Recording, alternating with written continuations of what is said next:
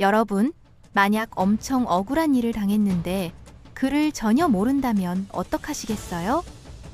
법정에 가고 싶은데 소송장은커녕 한글 한자도 못 쓴다면요? 조선시대 백성들이 딱 그랬습니다. 아니, 양반나리가 내 땅을 막 빼앗아가는데 이걸 어쩌라고요? 억울한데 방법이 없어요. 한문? 그게 뭐 먹는 건가요? 수준이었으니까요. 그런데 이 답답한 상황에 갑자기 나타나는 사람들이 있었습니다. 어이, 거기 억울하시다고요? 제가 좀 도와드릴까요? 요즘으로 치면 법원 앞에서 명함 돌리는 변호사 같은 존재였죠. 그들의 이름은 외지부였습니다.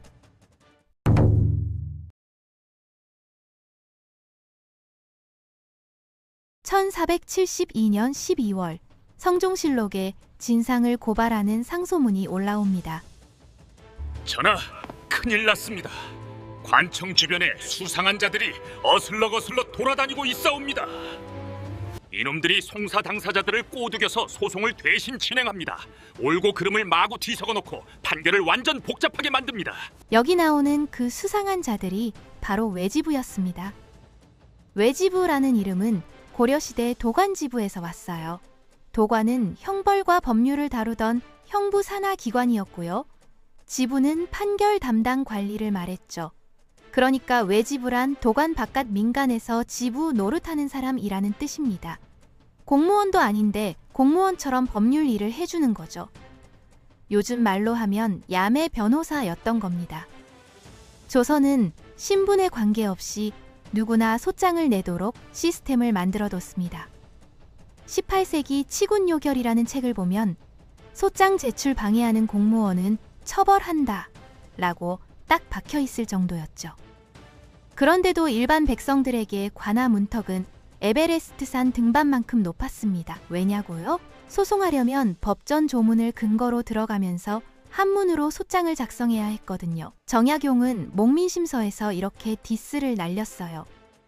법 조문도 제대로 모르는 멍청한 선비가 으흐크 나 너무 억울해요 하면서 감정파리만 하는 소장을 쓴다. 너무 억울해요. 법을 모르는 평범한 백성이 혼자 힘으로 소장을 쓴다는 건 문과생한테 미적분 풀라는 것만큼 불가능했어요.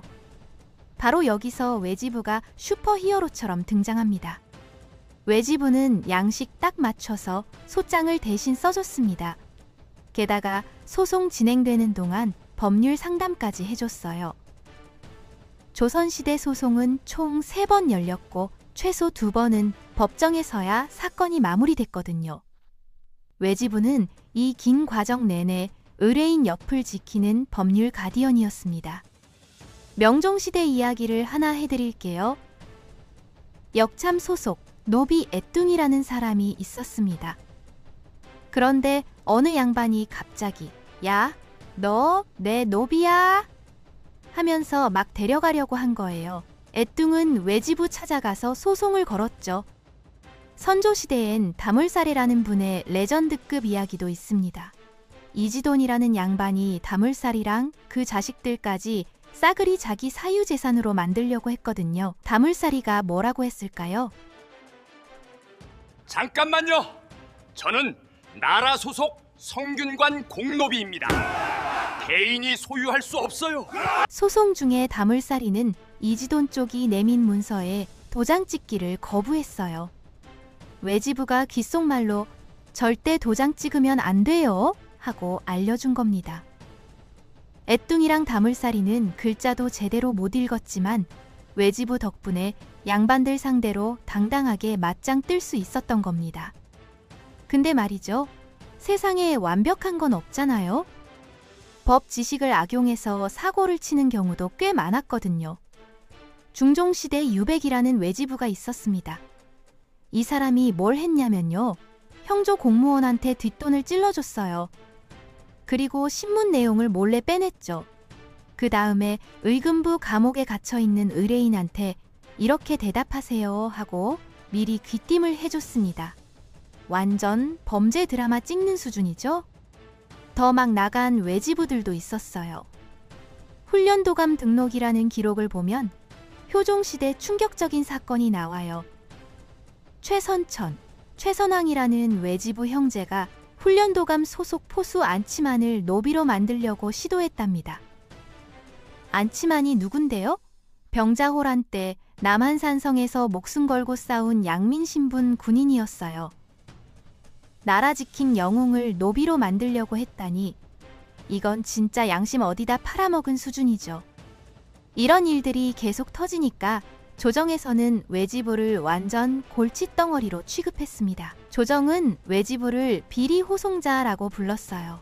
번역하면 말도 안 되는 소송 엄청 좋아하는 나쁜 놈이라는 뜻이죠.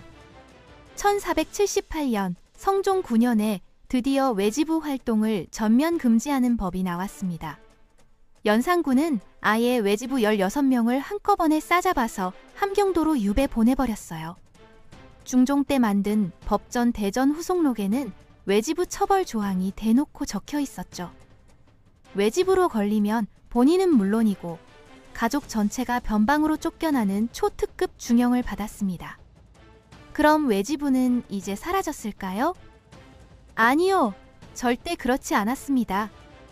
탄압에도 불구하고 외지부는 바퀴벌레처럼 끈질기게 살아남았어요. 임진왜란 끝나고 한참 지난 1603년에도 외지부 역할하던 공무원이 적발돼서 처벌받았다는 기록이 남아있거든요. 더 결정적인 증거가 있어요. 관아에 올라온 소송 문서들을 보면 너무 전문적이고 완벽하게 작성되어 있었다는 겁니다. 당시 일반 백성들이 정해진 양식에 맞춰서 한문으로 소송 내용을 쓴다는 건 우주여행 하는 것만큼 불가능했어요. 그런데 소장들이 다 법률사무소에서 작성한 것처럼 깔끔했다는 거죠. 이게 뭘 의미할까요? 외지부가 몰래 계속 활동했다는 증거입니다. 조정 양반들은 외지부 때문에 소송이 폭발적으로 늘어나고 재판이 계속 밀린다 하면서 불평했어요. 그런데 억울한 일 당한 백성들 입장은 180도 달랐습니다. 외지부 없으면 우린 어떡해요? 그들에게 외지부는 생존에 꼭 필요한 존재였거든요. 비리호송자라는 낙인이 선명하게 찍혔지만 외지부는 절대 사라지지 않았어요. 법을 몰라도 법의 보호가 필요한 백성들이 산더미처럼 많았기 때문이죠. 금지와 탄압이라는 폭풍우 속에서도 꿋꿋이 버텨온 외지부는 근대화와 함께 드디어 햇빛을 보게 됩니다. 1895년 드디어 변호인 제도가 공식적으로 도입됐어요. 그리고 1905년 대한제국 시기에 변호사법이 정식으로 통과됐죠. 수백 년 동안 너희 불법 소리 들으며 숨어 지내던 직업이 마침내 합법입니다 하고 당당히 세상에 나온 겁니다. 외지부의 인생 반전 스토리죠. 지금은 완전히 달라졌습니다. 변호사는 높은 연봉을 자랑하는 전문직이자 부모님들이 자녀에게 가장 되기를 바라는 직업 중 하나가 됐어요. 조선시대 관청 앞 구석에서 수상하게 활동하던 외지부의 후손들이 지금은 화려한 강남 법률사무소 유리빌딩에서 일하고 있다는 게 아이러니하죠?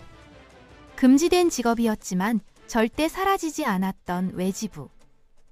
그들은 법과 글을 모르는 조선 백성들의 진짜 변호사였습니다.